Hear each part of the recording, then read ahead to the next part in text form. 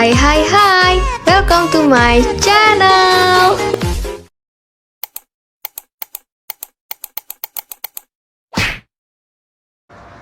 Bunga kuntum sungguh ramu, buah tomat sungguh ranum. Salam untuk sobat pencari ilmu, moga sehat dan selalu tersenyum. Assalamualaikum warahmatullahi wabarakatuh. Halo sobat pencari ilmu, kembali lagi bersama YouTube channel saya Hijratul Hamdinah. Nah, pada pertemuan kali ini saya akan membahas materi tentang teori stilistika. Bagaimana sih teori stilistika itu? Bagaimana sih menurut pandangan ahli? Nah, di sini saya akan menjelaskannya dari slide per slide. Disimak ya. Oke, yang pertama saya akan membahas tentang teori stilistika itu berasal dari bahasa apa. Nah, teori stilistika sudah mulai dikenal sejak ratusan tahun yang lalu. Kata stilistika secara etimologis berasal dari bahasa Inggris yang dikenal dengan istilah stylistik. Kata stylistik berasal dari dua kata, yaitu kata style dan kata istik. Kata style berarti gaya, sedangkan kata istik berarti ilmu. Baiklah, pada slide yang kedua ini saya akan menjelaskan tentang definisi teori stilistika menurut Turner. Menurut Turner, teori stilistika adalah ilmu yang mempelajari gaya bahasa yang merupakan bagian linguistik yang memusatkan pada variasi-variasi penggunaan bahasa, tetapi tidak secara eksklusif, memberikan perhatian khusus kepada penggunaan bahasa yang kompleks pada kesusastraan. Ini saya akan menjelaskan tentang bagaimana hubungan stilistika dengan sastra. Nah, nih buat teman-teman yang bertanya, Kak, bagaimana sih hubungan stilistika dengan sastra itu? Nah, di sini saya akan menjelaskannya. Disimak ya. Oke, di sini saya akan menjelaskannya. Hubungan stilistika dengan sastra. Hubungan stilistika dengan sastra itu sangatlah penting bagi studi linguistik maupun studi kesusastraan. Stilistika dapat memberikan sumbangan penelitian gaya bahasa untuk merupakan unsur pokok mencapai berbagai bentuk pemaknaan karya sastra. Dikarenakan karya sastra tidak lepas dari penggunaan gaya bahasa yang keindahan. Selanjutnya saya juga akan membahas tentang apa sih tujuan dari teori stilistika itu. Nah, di sini saya akan menjelaskannya. Disimak ya. Oke, jadi tujuan stilistika itu adalah untuk menemukan dan menjelaskan ketepatan penggunaan bentuk-bentuk bahasa, baik secara estetis maupun efektivitasnya sebagai sarana komunikasi. Fungsi estetis yang dimaksud mengenai penggunaan bentuk-bentuk bahasa yang mendukung suatu teks. Selanjutnya kita akan membahas tentang penerapan dari teori stilistika dalam puisi Cinta Rupiah karya Bapak Taufik Ismail.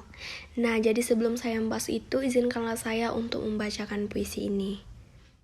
Cinta Rupiah karya Taufik Ismail.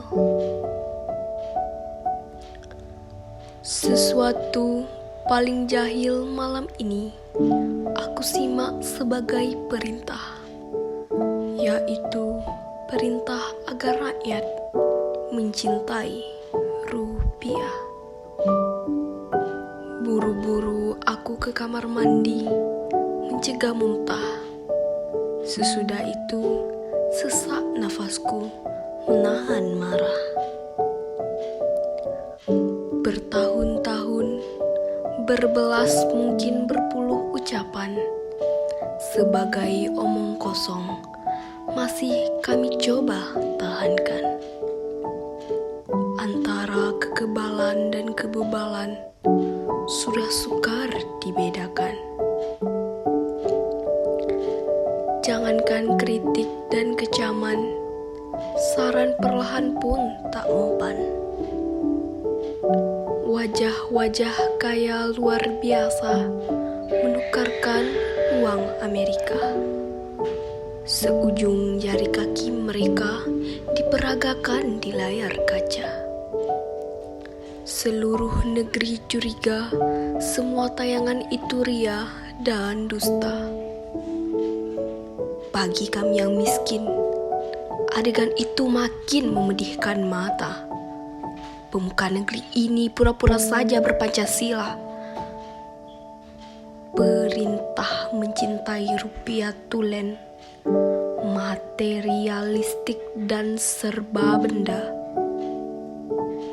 Membela rupiah bolehlah, itu bagian dari bela bangsa. Di TV semboyan muncul lagi. Hampir muntahku menutup layarnya. Oke, selanjutnya kita masuk pada penerapan teori stilistika pada puisi yang baru saja saya bacakan tadi. Yang pertama itu adalah diksi. Pada bait pertama, sesuatu paling jahil malam ini aku simak sebagai perintah, yaitu perintah agar rakyat mencintai rupiah. Buru-buru aku ke kamar mandi, mencegah muntah. Sesudah itu sesak nafasku menahan marah. Nah, penyair menggunakan kata jahil pada lirik tersebut untuk menyatakan suatu perbuatan yang hanya merupakan kedok untuk menutupi kejadian yang sebenarnya. Pada bait berikutnya penyair menyampaikan bertahun-tahun, berbelas mungkin, berpuluh ucapan sebagai omong kosong masih kami coba tahan. Kata bertahun-tahun digunakan penyair untuk menyatakan waktu yang sangat lama. Bahkan untuk memperkuat pernyataan waktu tersebut penyair menggunakan kata berbelas mungkin. Kata omong kosong mengisyaratkan apa yang dikatakan oleh para pejabat tersebut hanya bohongan belaka. Sedangkan penggunaan kata kami merupakan simbol masyarakat secara universal. Penyair menganggap semua orang telah dibohongi. Pada bait ketiga terdapat kalimat, bagi kami yang miskin adegan itu memedihkan mata. Kata memedihkan bermakna membuat jadi pedih atau tidak menyenangkan. Kata mata memiliki arti alat yang digunakan untuk melihat. Dengan demikian, arti memedihkan mata memiliki makna kurang menyenangkan untuk dilihat, terutama bagi rakyat yang sedang menderita. Kepura-puraan yang mereka perlihatkan tentu menyedihkan hati rakyat. Selanjutnya kita masuk pada kepencitraan. Ada beberapa jenis pencitraan yang digunakan Taufik dalam puisinya yang berjudul Cinta Rupiah ini. Citraan pertama adalah penggunaan citraan pendengaran. Hal ini dapat dilihat pada lirik-lirik berikut ini. Bertahun-tahun berbelas mungkin, berpuluh ucapan sebagai omong kosong masih coba kami tahankan antara kebebalan dan kebebalan sudah sukar dibedakan. Jangankan kritik dan kecaman, saran perlahan pun tak mempan. Di samping menggunakan citraan pendengaran, puisi ini juga menggunakan citraan penglihatan. Citraan penglihatan dalam puisi ini dapat dilihat lirik-lirik sebagai berikut ini.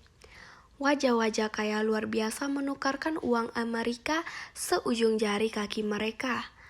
Diperagakan di layar kaca, seluruh negeri curiga semua tayangan itu ria dan dusta.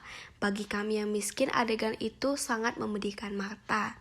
Seperti yang sudah saya bilangkan tadi, arti memedihkan mata itu adalah sesuatu yang dilihat tidak menyenangkan bagi para warga yang menderita pada saat itu. Oke, yang terakhir adalah bahasa figuratif. Perintah atau yaitu perintah agar rakyat mencintai rupiah mengandung oksimoron. Lirik 3 dan 4 bait pertama puisi tersebut yaitu buru-buru aku ke kamar mandi mencegah muntah. Sesudah itu sesak nafasku menahan marah, menggunakan gaya bahasa hiperbola. Penggunaan gaya bahasa ini dilakukan untuk memberikan penekanan terhadap perasaan jengkel pengarang terhadap perintah tersebut. Puisi Cinta Rupiah juga menggunakan majas efiziokia atau majas efiziokia itu menurut Keraf adalah kata-kata yang dipentingkan diulang berturut-turut. Hal ini dapat kita lihat pada lirik berikut. Sesuatu paling jahil malam ini aku simak sebagai perintah, yaitu perintah agar rakyat mencintai rupiah. Perintah mencintai rupiah tulen materialistik dan serba benda. Membela rupiah boleh, itu bagian dari bela negara. Kalau kita perhatikan, puisi Cinta Rupiah karya Taufik Ismail ini secara keseluruhan mengandung majas sindiran atau satire.